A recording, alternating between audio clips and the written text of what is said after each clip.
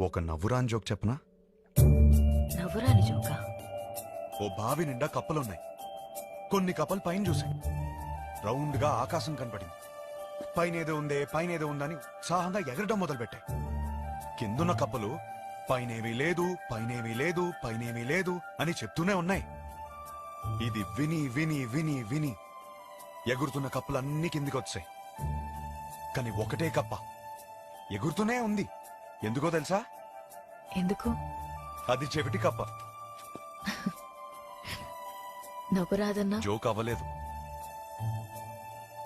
ఆ చెవిటి కప్పకి వినపట్టం మొదలైంది.